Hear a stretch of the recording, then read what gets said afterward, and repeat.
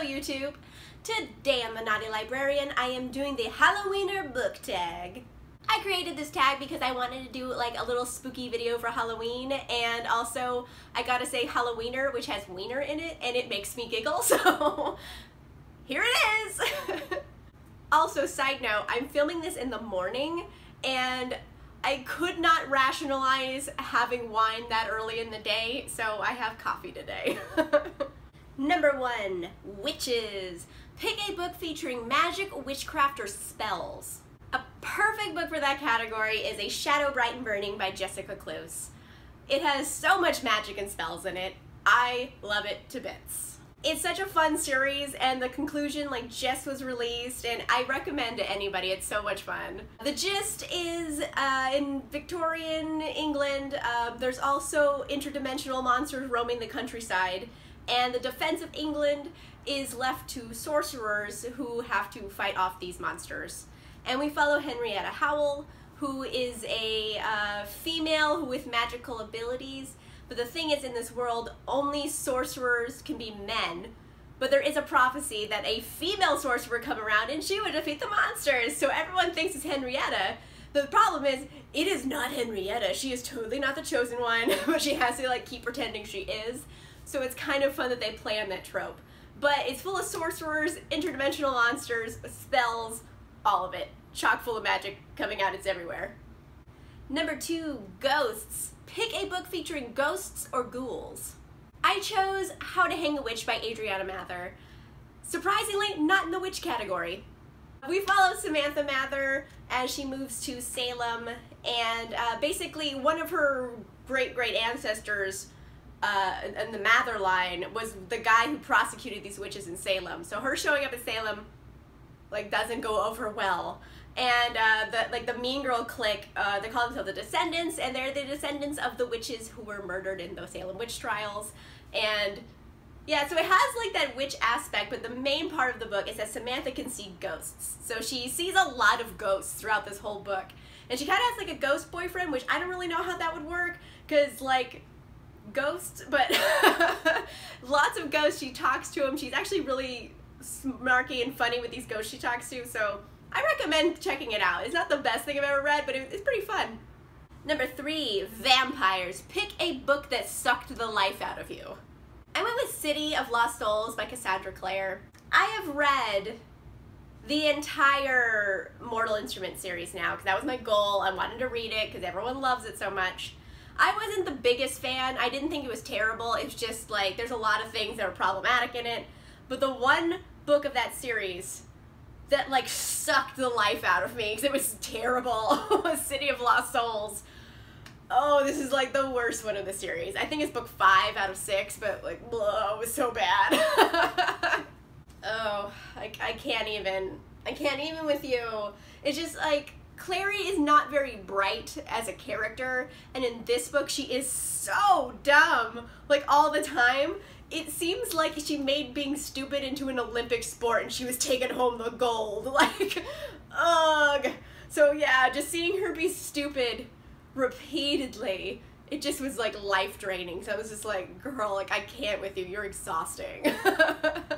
So yeah, City of Lost Souls sucked the life out of me. Number 4, werewolves. Pick a character with a hidden dark side.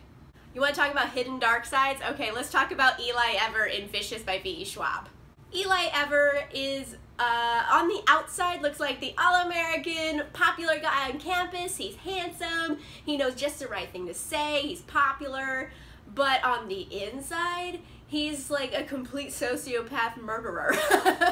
So yeah, very much a hidden dark side. People they see his pretty face and they don't think oh, he's murdered a lot of people and he doesn't feel bad about it at all. So yeah, Eli Ever from Vicious by V.E. Schwab.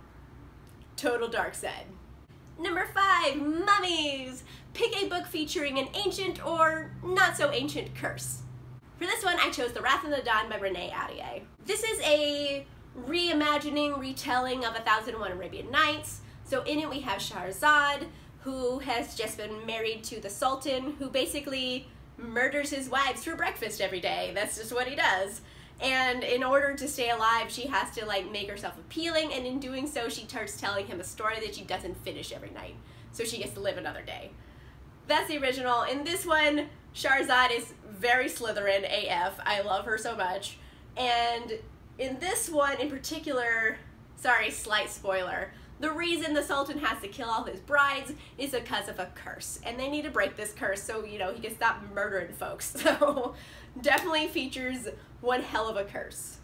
Number 6, costumes. Pick a book where a character must be in disguise. I chose Mirage by Somaiya Daud for this. I have not read this yet, but I know the whole plot of this story revolves around a girl that they take because she looks like the princess, so she must like dress as the princess and act like as a dummy princess. So basically if someone like tries to kill the princess, they'll kill her instead of the real one. So she definitely has to wear a disguise for pretty much the whole story. So I'm going to read this soon, I swear, but like, that sounds so good. I love it. Totally, it's a whole book about disguises. Number 7, trick-or-treating. Pick a book featuring a heist.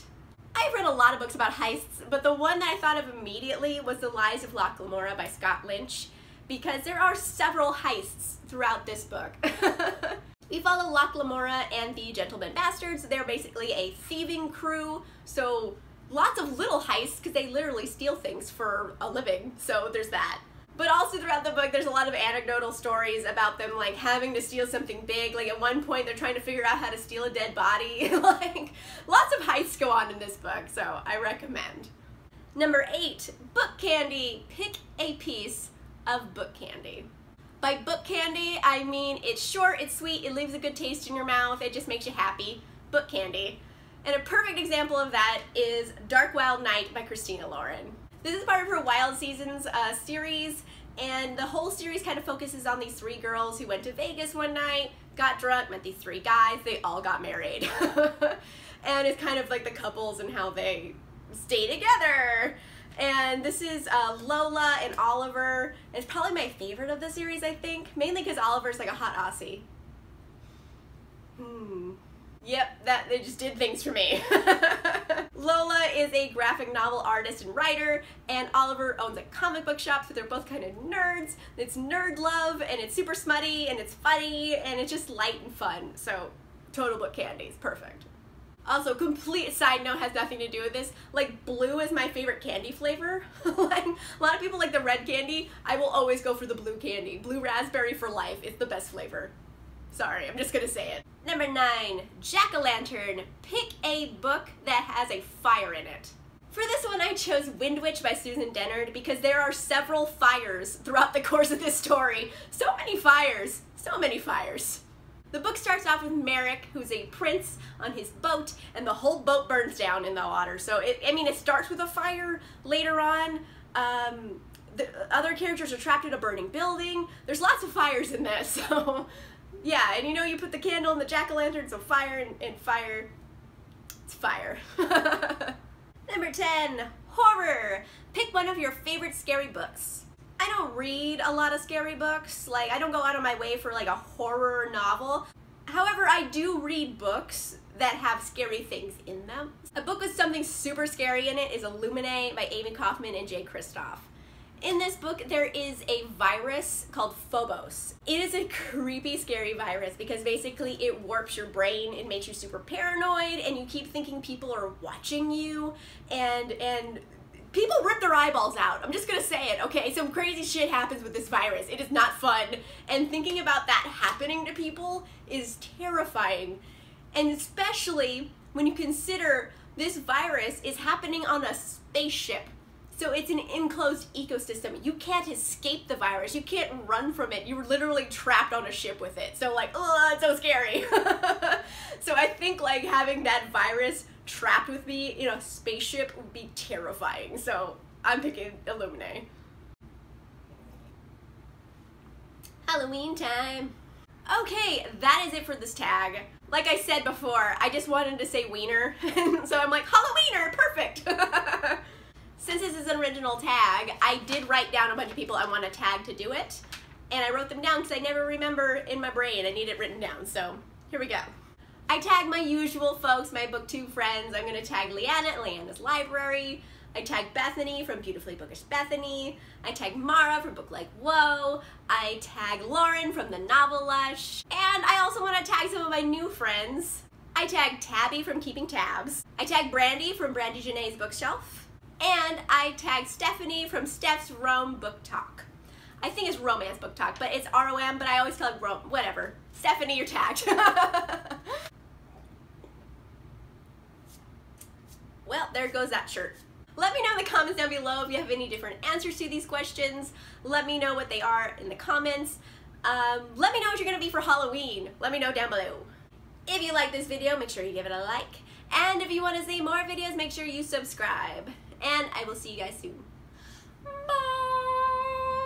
Happy Halloweener! I messed that up.